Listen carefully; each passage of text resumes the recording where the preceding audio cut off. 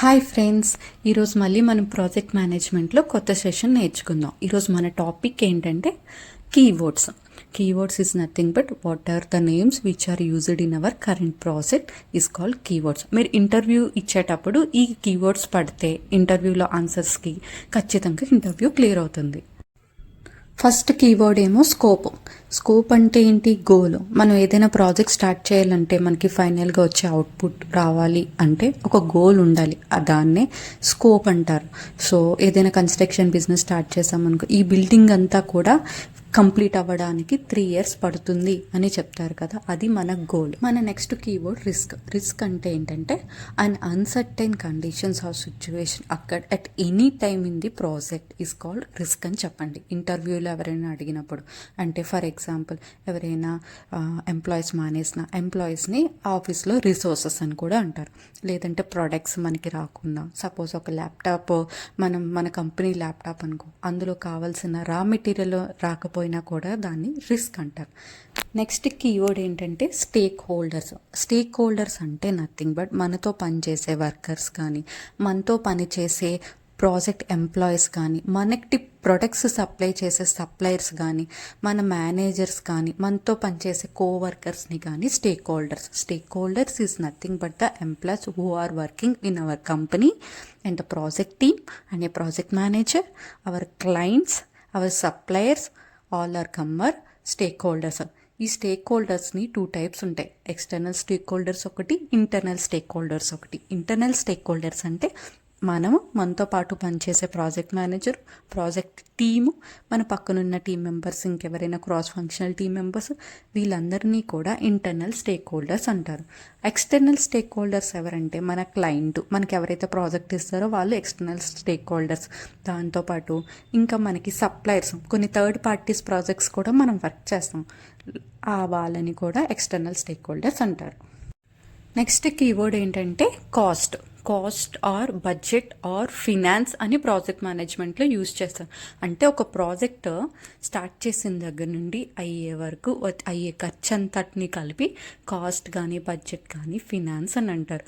ఆ cost from ఎంప్లాయీస్కి ఇచ్చే శాలరీ దగ్గర నుండి, వచ్చే రా మెటీరియల్స్ దగ్గర నుండి, ఆ ప్రాజెక్ట్ స్టార్ట్ చేసి నుండి ఎండ్ అయ్యే వరకు ప్రతి బిల్ని కాస్ట్ అనే అంటారు.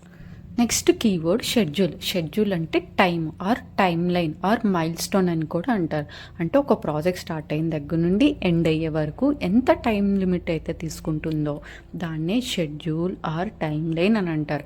కొంతమంది షెడ్యూల్ పరంగా ప్రాజెక్ట్ వెళ్తుంది అంటారు, కొంతమంది టైమ్ లైన్ పరంగా వెళ్తుంది. So these are the timelines, these are the schedules అనే కీవర్డ్స్ యూజ్ చేస్తారు. సో షెడ్యూల్ అంటే నథింగ్ బట్ టైం. మన నెక్స్ట్ కీవర్డ్ ఏంటంటే డబ్ల్యూబీఎస్. డబ్ల్యూబీఎస్ ఫుల్ ఫామ్ ఏంటంటే వర్క్ బ్రేక్ డౌన్ స్ట్రక్చర్.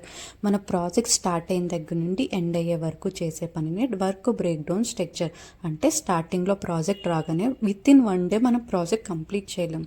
ఆ ప్రాజెక్ట్ని టాస్క్స్ కింద, సబ్ టాస్క్ కింద మనం స్ప్లిట్ చేసి ఈక్వల్గా టైమ్ లైన్స్ అన్నీ షెడ్యూల్ చేసి, ఈ టాస్క్ నువ్వు చెయ్యు, ఈ టాస్క్ నువ్వు చెయ్యు అని చెప్పి టీమ్ మెంబర్స్ అందరికీ కూడా అలొకేట్ చేస్తాం. దాన్నే work breakdown structure. Work breakdown structure is nothing but a project can be splitted into a tasks and sub task.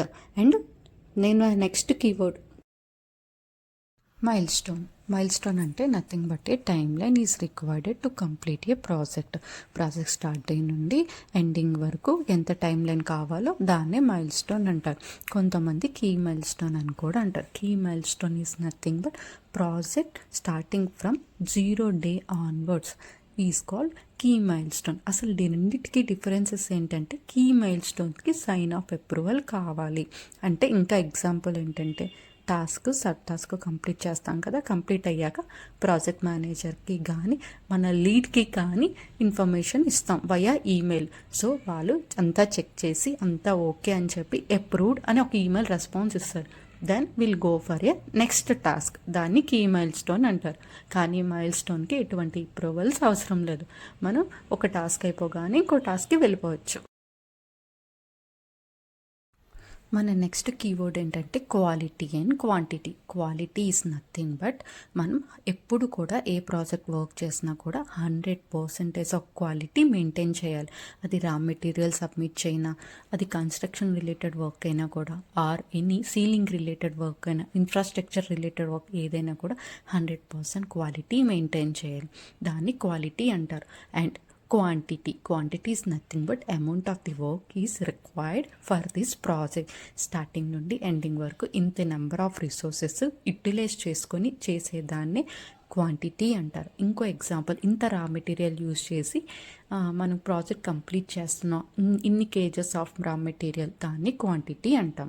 మన నెక్స్ట్ కీవర్డ్ ఏంటంటే డెలివరబుల్. ప్రతి టాస్క్కి, ప్రతి సబ్ టాస్క్కి కంప్లీట్ అయ్యాక వచ్చే అవుట్పుట్నే డెలివరబుల్ అంటాం. ఫర్ ఎగ్జాంపుల్, మనం ఒక రెస్టారెంట్ బిల్డ్ చేయాలి అంటే ఫస్ట్ ప్లేస్ చూడాలి. విత్ ఇన్ 1 monthలో మనం ప్లేస్ చూస్తే ఫైనల్ అవుట్పుట్ ప్లేస్ ఫిక్స్డ్ అని అంటాం కదా, దాన్ని ఒక డెలివరబుల్. తర్వాత ఇన్ఫ్రాస్ట్రక్చర్ కావాల్సిన టేబుల్స్, స్టూల్స్ అన్నీ చెక్ చేస్తాం. సో అది ఫిక్స్ అయ్యాక విత్ ఇన్ 1 monthలో డన్, మనకి మెటీరియల్ ఫిక్స్ అయింది అనే దాన్ని సెకండ్ డెలివరబుల్స్ అంటాం. మన next keyword project specific current year budget and total approved budget. అసలు project specific current year budget అంటే ఏంటంటే, పర్టికులర్గా ఏదైనా ప్రాజెక్ట్ స్టార్ట్ చేసినప్పుడు మనం ఎగ్జాంపుల్గా ఒక 3 yearsలో ప్రాజెక్ట్ కంప్లీట్ అవుతుంది అని ఎస్టిమేషన్ టైం 3 years అని ఇస్తే, దానికి క్లయింట్ మనకి $5 million ఇచ్చాడు ఆ 3 yearsకి వాడండి అని చెప్పి. కానీ పర్టికులర్గా 1 yearలో ఎంత కంప్లీట్ అయింది, బడ్జెట్ ఎంత యూజ్ చేశారు అని ఎవరైనా అడిగితే దానికి మనం project specific current year budget. Example, అది ఒక 1 million అవ్వచ్చు, 2 million అవ్వచ్చు. అలా కాకుండా ఫుల్గా మొత్తం 3 yearsకి కంప్లీట్గా ఎంత అయింది అని అంటే టోటల్ అప్రూవ్డ్ బడ్జెట్ అంటారు. ఆ చేంజెస్. మన నెక్స్ట్ కీవర్డ్ ఏంటంటే చేంజ్ రిక్వెస్ట్. చేంజ్ రిక్వెస్ట్ అంటే changes may be occur at any time in the project. ఏ టైంలోనైనా జరిగితే దాన్ని చేంజ్ రిక్వెస్ట్ అంటారు. ఇంకా చాలా కీవర్డ్స్ కూడా ఉన్నాయి. మనం నెక్స్ట్ సెషన్స్లోకి వెళ్ళేటప్పుడు మిగతా కీవర్డ్స్ డిస్కస్ చేస్తాను. సో ఈరోజు చెప్పిన కీవర్డ్స్ అన్నీ కూడా మీరు బాగా ప్రిపేర్ చేసుకొని నోట్స్ రాసుకోండి. ఇంకా కొత్త కీవర్డ్స్ మీకు ఏం డౌట్ వచ్చినా కూడా కింద కామెంట్ బాక్స్లో మెన్షన్ చేయండి. సో నేను ఖచ్చితంగా మీకు రెస్పాన్స్ అనేది ఇస్తాను. ఛానల్ని సబ్స్క్రైబ్ చేయండి for more updates. Thank you.